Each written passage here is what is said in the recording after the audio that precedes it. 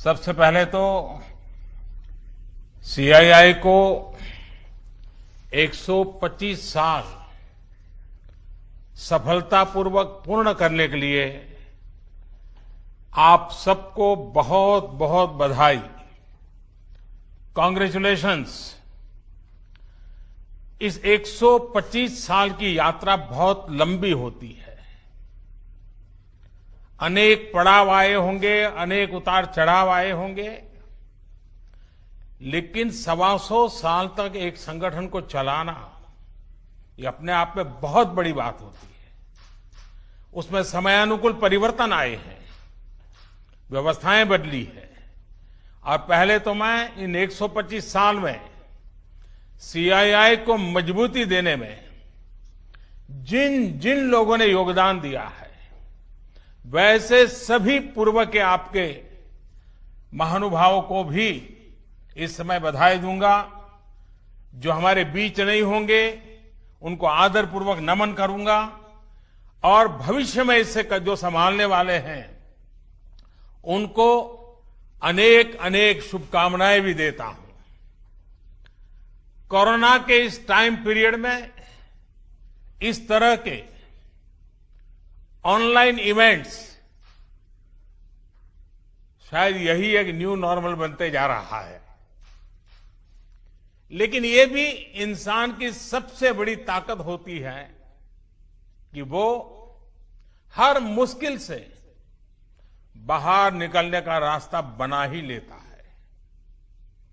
आज भी हमें जहां एक तरफ इस वायरस से लड़ने के लिए सख्त कदम उठाने हैं, वहीं दूसरी तरफ इकोनॉमी का भी ध्यान रखना है। हमें एक तरफ देशवासियों का जीवन भी बचाना है, तो दूसरी तरफ देश की अर्थव्यवस्था को भी स्टेबलाइज करना है, स्पीड अप करना है। इस सिचुएशन में आपने गेटिंग ग्रोथ बैक इस बात को प्राथमिकता दी है, और निश्चित तौर पर इसके लिए आप सभी भारतीय उद्योग जगत के लोग बधाई के पात्र हैं। बल्कि मैं तो गेटिंग ग्रोथ बैक से आगे बढ़कर ये भी कहूंगा कि yes we will definitely get our growth back. आप लोगों में से कुछ लोग सोच सकते हैं कि संकट की इस घड़ी में मैं इतने कॉन्फिडेंस से ये कैसे बोल सकता हूं। मेरे इस कॉन्फिडेंस के कई कारण हैं।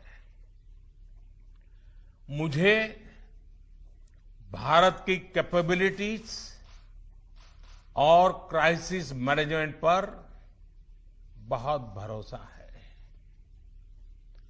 मुझे भारत के टैलेंट और टेक्नोलॉजी पर भरोसा है। मुझे भारत के इनोवेशन और इंटेलेक्ट पर भरोसा है। मुझे भारत के फार्मर्स, एसएमईज, एंटरप्रेन्योर्स पर भरोसा है, और मुझे भरोसा है इंडस्ट्री के लीडर्स पर, आप सभी पर। इसलिए मैं कह रहा हूं, yes we will get our growth back.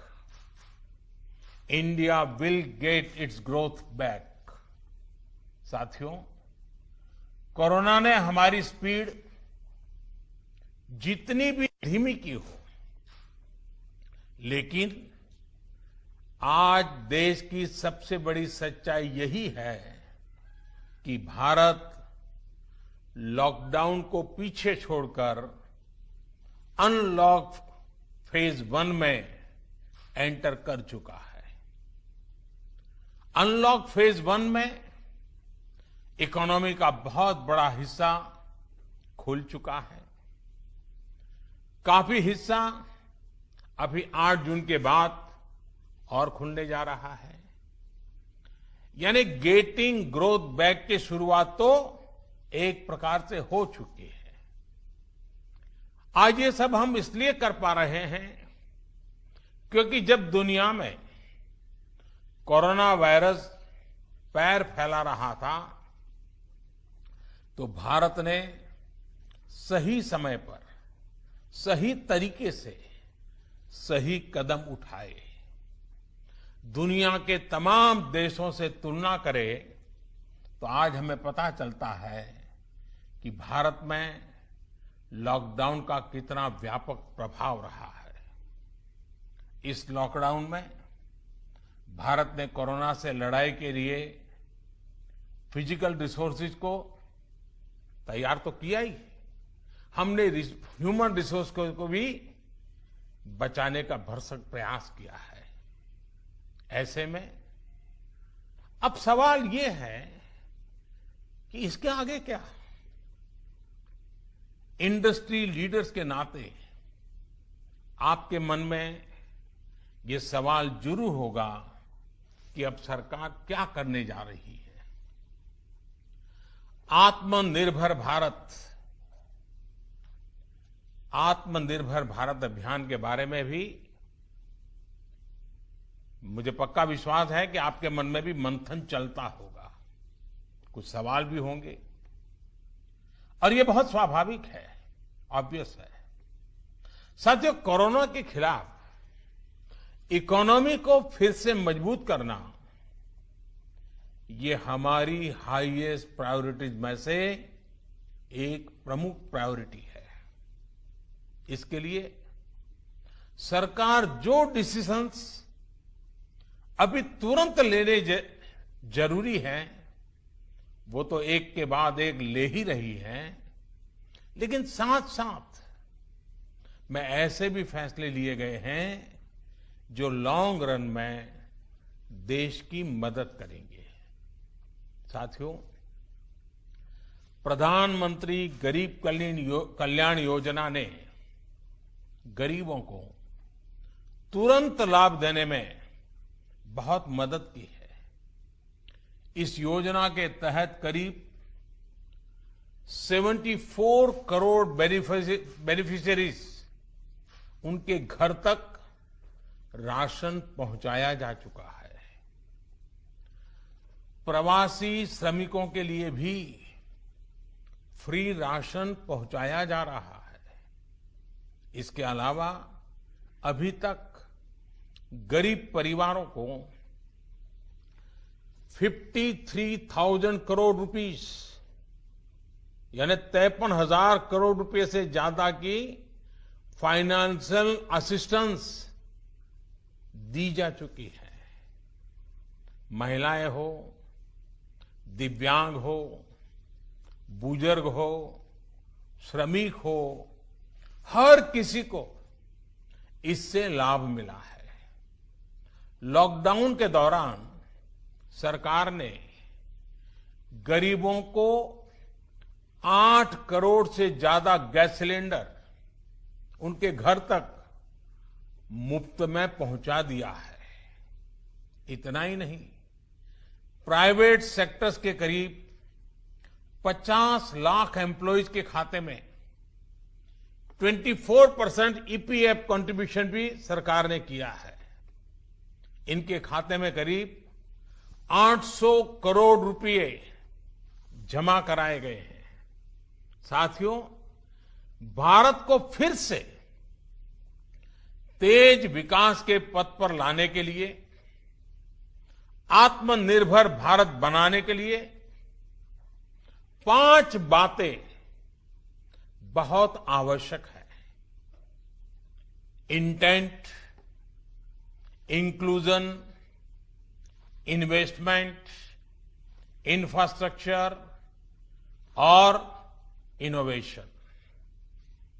हाल में जो बोल्ड फैसले लिए गए हैं उसमें भी आपको इन सभी की झलक मिल जाएगी। इन फैसलों के साथ हमने तमाम सेक्टर्स को फ्यूचर रेडी किया है। इसी वजह से आज भारत एक नए ग्रोथ ओरिएंटेड फ्यूचर की दिशा में बड़ी उड़ान के लिए तैयार है। साथियों, हमारे लिए रिफॉर्म्स ये कोई रैंडम या स्कैटर्ड डिसीजन नहीं रहे हैं। हमारे लिए reforms systematic, plan, integrated, interconnected और फ्यूचरिस्टिक प्रोसेस है। हमारे लिए रिफॉर्म्स का मतलब है फैसले लेने का साहस करना और उन्हें लॉजिकल कंक्लूजन तक ले जाना। आईबीसी हो, बैंक मर्जर हो, जीएसटी हो, फेसलेस इनकम टैक्स असेसमेंट की व्यवस्था हो, हमने हमेशा व्यवस्थाओं में सरकार के दखल को कम करने, और मैंने तो लाल किले पर भी कहा था कि लोगों से, जिंदगी से सरकार को जितना हम कम कर सकते हैं हम करना चाहते हैं।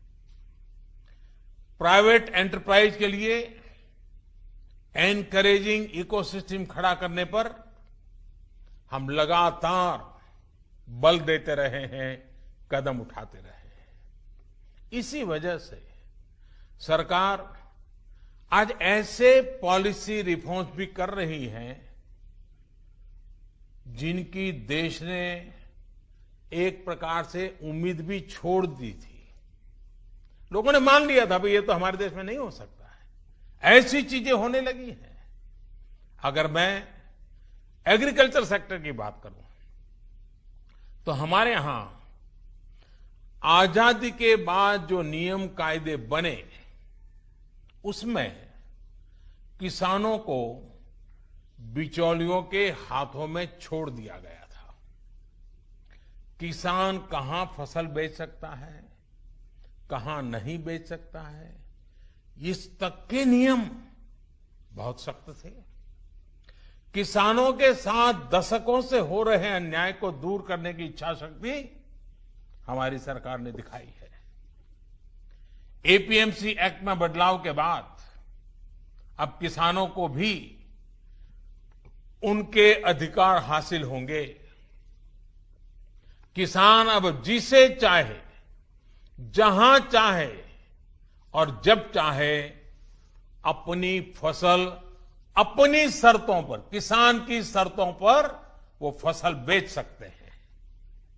अब कोई किसान अपनी फसल देश के किसी भी राज्य में ले जाकर बेच सकता है।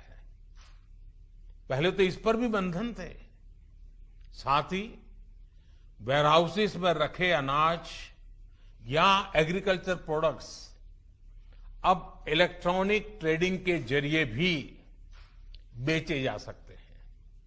आप कल्पना कर सकते हैं इससे एग्री बिजनेसेस के लिए कितने नए रास्ते खुलने जा रहे हैं।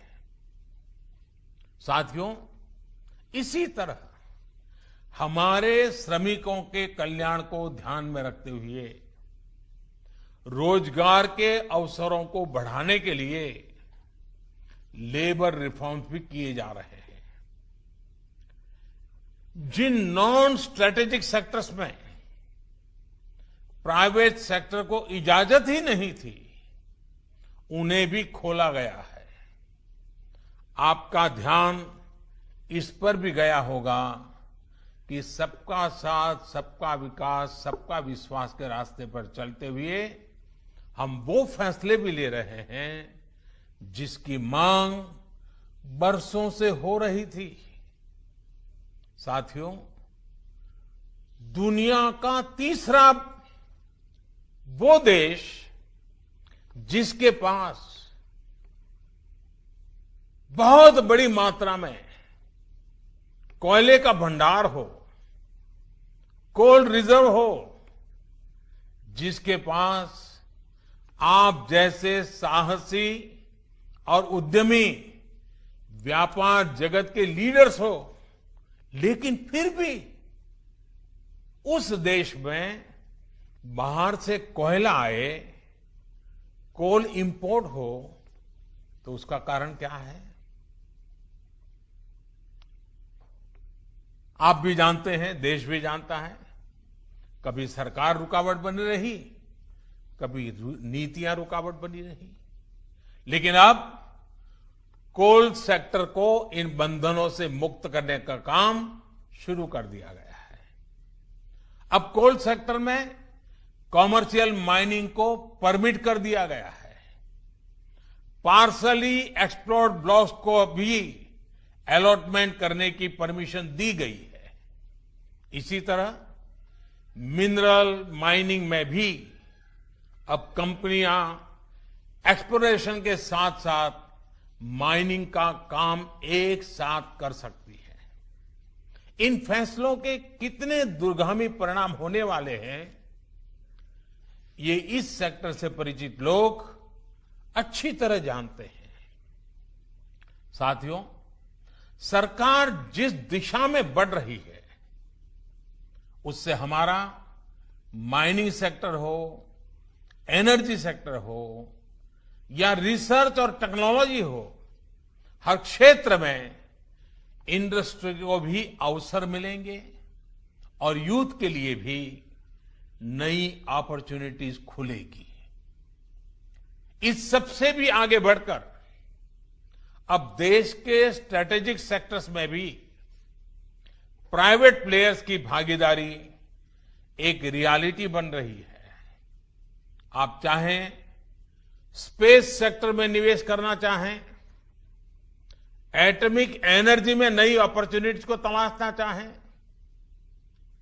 पॉसिबिलिटीज आपके लिए पूरी तरह से खुली हुई हैं। हर अवसर आपका इंतजार कर रहा है। साथियों, आप ये भली भांति जानते हैं कि एमएसएमई सेक्टर की लाखों यूनिट्स हमारे देश के लिए इकोनॉमिक इंजन की तरह हैं। इनका देश की जीडीपी में बहुत बड़ा कंट्रीब्यूशन है और ये कंट्रीब्यूशन करीब करीब 30% का है। एमएसएमईज की डेफिनेशन स्पष्ट करने की मांग लंबे समय से उद्योग जगत कर रहा था। अब वो उद्योग जगत की पूरी मार्ग भी पूरी हो चुकी है। इससे एमएसएमईज बिना किसी चिंता के ग्रो कर पाएंगे और उनको एमएसएमईज का स्टेटस बनाए रखने के लिए दूसरे रास्तों पर चलने की जरूरत नहीं रहेगी। देश के एमएसएमईज में काम करने वाले करोड़ों साथियों को लाभ हो, इसके लिए 200 करोड़ रुपए तक की सरकारी खरीद में ग्लोबल टेंडर्स को खत्म कर दिया गया है। इससे हमारे छोटे उद्योगों को ज्यादा अवसर मिलेगा। एक तरह से आत्मनिर्भर भारत पैकेज एमएसएमई सेक्टर के इंजन के लिए फ्यूल का काम करने वाला है। साथियों, ये जो फैसले हैं उनकी रिलेवेंस समझने के लिए आज की ग्लोबल सिचुएशंस को देखना और उसे समझना भी बहुत आवश्यक है। आज विश्व के तमाम देश पहले की तुलना में एक दूसरे का साथ और अधिक चाहते हैं। देशों में एक दूसरे की जरूरत और ज्यादा पैदा हुई है, लेकिन इसी के साथ ये चिंतन भी चल रहा है कि पुरानी सोच पुरानी रीति नीति, पुरानी पॉलिसीज क्या आज कारगर होगी क्या? स्वाभाविक है कि इस समय नए सिरे से मंथन चल रहा है और ऐसे समय में भारत से दुनिया की अपेक्षा, एक्सपेक्टेशंस और बड़ी है। आज दुनिया का भारत पर विश्वास भी बढ़ा है और नई आशा का संचार भी हुआ है। आपने भी देखा है कि कोरोना के संकट में जब किसी देश के लिए दूसरे की मदद करना मुश्किल हो रहा था, हर कोई अपने को संभालने में लगा था। ऐसी संकट की घड़ी में भारत ने 150 से ज्यादा देशों को मेडिकल सप्लाई भेजकर उनके लिए मानवीय मदद का काम किया है। साथियों, world is looking for a trusted, reliable partner. Bharat में पोटेंशियल है, स्ट्रेंथ है, एबिलिटी है। आज पूरे विश्व में भारत के प्रति जो ट्रस्ट डेवलप हुआ है, उसका आप सभी को, भारत की इंडस्ट्री को पूरा फायदा उठाना चाहिए। ये आप सभी की जिम्मेदारी है, सीआईआई जैसे संगठनों की जिम्मेदारी है कि मैन्युफैक्चर्ड इन इंडिया के साथ ट्रस्ट, क्वालिटी, कॉम्पिटिटिवनेस तीनों जुड़ा हो। आप 2 कदम आगे बढ़ाएंगे, सरकार 4 कदम आगे बढ़कर आपका साथ देगी। प्रधानमंत्री के तौर पर मैं आपको भरोसा दे रहा हूं कि मैं आपके साथ खड़ा हूं। भारतीय उद्योग जगत के लिए ये राइज टू द ओकेजन की तरह है। Trust me, getting growth back इतना मुश्किल भी नहीं है। और सबसे बड़ी बात कि अब आपके पास, इंडियन इंडस्ट्रीज के पास एक क्लियर पाथ है। आत्मनिर्भर भारत का रास्ता, सेल्फ रिलायंट इंडिया का पाथ। आत्मनिर्भर भारत का मतलब है कि हम और ज्यादा स्ट्रांग होकर दुनिया को एम्ब्रेस करेंगे। आत्मनिर्भर भारत वर्ल्ड इकोनॉमी के साथ पूरी तरह इंटीग्रेटेड भी होगा और सपोर्टिव भी।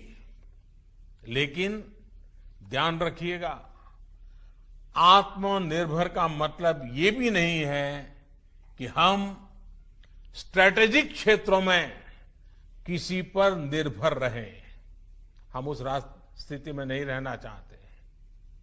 It is about creating strong enterprise in India, enterprises that can become global forces.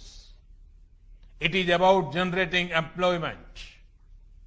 It is about empowering our people to come out and create solutions that can define the future of our country. हमें एक ऐसी robust local supply chain के निर्माण में invest करना है जो global supply chain में भारत की हिस्सेदारी को स्ट्रेंथन करे। इसी अभियान में सीआईआई जैसी दिग्गज संस्था को, मुझे लगता है आपको भी पोस्ट कोरोना नई भूमिका में आगे आना होगा। अब आपको चैंपियंस ऑफ इंडिजिनस इंस्पिरेशंस बनकर आगे आना है। आपको डोमेस्टिक इंडस्ट्रीज की रिकवरी को फैसिलिटेट करना है। नेक्स्ट लेवल ग्रोथ को आसिस्ट करना है, सपोर्ट करना है। आपको इंडस्ट्री को, अपने मार्केट को ग्लोबली एक्सपांड करने में मदद करना है। साथियों, अब जरूरत है कि देश में ऐसे प्रोडक्ट्स बने जो मेड इन इंडिया हो, मेड फॉर द वर्ल्ड हो। कैसे हम देश का आयात कम से कम करें, इसे लेकर क्या नए लक्ष्य तय किए जाएं, उस पर सोचने की जरूरत है। हमें तमाम सेक्टर्स में प्रोडक्टिविटी बढ़ाने के लिए अपने टारगेट तय करने ही होंगे। यही संदेश मैं आज इंडस्ट्री को देना चाहता हूं और देश यही अपेक्षा भी आपसे रखता है। साथियों, देश में मैन्युफैक्चरिंग को, मेक इन इंडिया को रोजगार का बड़ा माध्यम बनाने के लिए आप जैसे तमाम इंडस्ट्री के संगठनों से चर्चा करके ही कई प्रायोरिटी सेक्टर्स की पहचान की गई है। इनमें से furniture, air conditioner, leather and footwear, in 3 sectors पर काम शुरू भी हो चुका है। सिर्फ एयर कंडीशनर को लेकर ही हम अपनी डिमांड का 30% से अधिक इंपोर्ट करते हैं। इसको हमें तेजी से कम करना है। इसी तरह दुनिया का दूसरे सबसे बड़ा लेदर प्रोड्यूसर होने के बावजूद ग्लोबल एक्सपोर्ट में हमारा शेयर बहुत कम है। साथियों, कितने ही सेक्टर्स हैं जिसमें हम बहुत अच्छा कर सकते हैं। बीते सालों में आप सभी साथियों के सहयोग से ही देश में वंदे भारत जैसी आधुनिक ट्रेनें बनी हैं।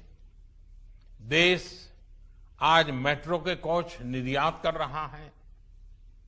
इसी तरह मोबाइल फोन मैन्युफैक्चरिंग हो, डिफेंस मैन्युफैक्चरिंग हो, अनेक क्षेत्रों में इंपोर्ट पर हमारी डिपेंडेंस को कम करने का प्रयास लगातार चल रहा है।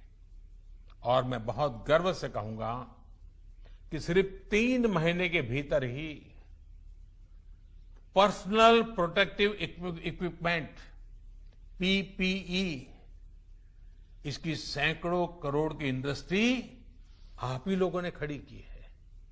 3 महीने पहले भारत में एक भी पीपीई नहीं बनती थी। आज भारत एक दिन में 3 लाख पीपीई किट बना रहा है, तो ये हमारे उद्योग जगत का ही सामर्थ्य है। आपको इसी सामर्थ्य का इस्तेमाल कर हर सेक्टर में आगे बढ़ना है। मेरा तो सीआईआई के तमाम साथियों से ये भी आग्रह है कि रूरल इकोनॉमी में इन्वेस्टमेंट और किसानों के साथ पार्टनरशिप का रास्ता खुलने का पूरा लाभ आप लोगों ने उठाना चाहिए। अब तो गांव के पास ही लोकल एग्रो प्रोडक्ट्स के क्लस्टर्स के लिए जरूरी इंफ्रास्ट्रक्चर तैयार किया जा रहा है। इसमें सीआईआई के तमाम मेंबर्स के लिए बहुत अपॉर्चुनिटीज है। साथियों, फार्म हो, फिशरीज हो, फूड प्रोसेसिंग हो, फुटवेयर हो, फार्मा हो, अनेक सेक्टर्स में